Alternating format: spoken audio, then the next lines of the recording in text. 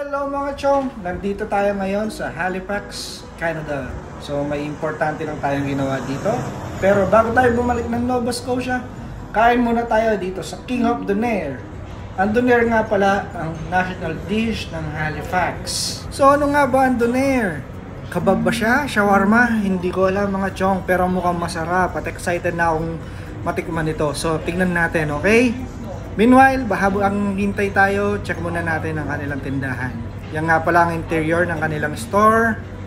Yan, so check nyo, yan, isang mga sikat na celebrity na nagpunta rito. Sikat na chef yun, diba? Yan, Anthony Bourdain lang naman, diba?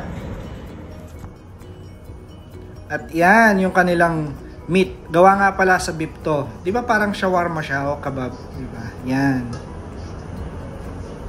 Niluluto na pala ni ma'am yung ating order. So yan, check natin. Yan yung mga famous celebrity na nagpunta. Check nyo kung may nakikilala kayo. Mostly mga sikat na wrestler mga to. Mga sikat din na mga TV chef. Ayan, si Matty Matheson. Kung napapanood nyo yung kanyang YouTube channel. Ayan ulit. Diba? O, mga wrestler nandyan din. Si Anthony Bourdain. Yan. Kung may nakikilala kayo, comment lang kayo.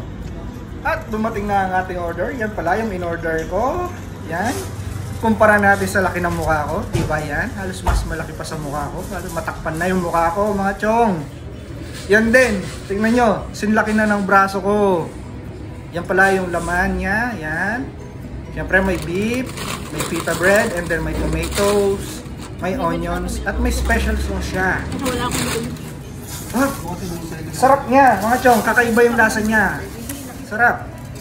So, kung nandito kayo sa Halifax, Canada, I highly recommend this Halifax Donair. Hindi kayo magsisisi. Sulit na sulit sa laki pa lang ng portion at sa lasa. So, anyway, naubusan na tayo ng video footage. Check nyo na lang itong mga stills namin. And please don't forget to like, share, subscribe, and comment sa video natin. Okay?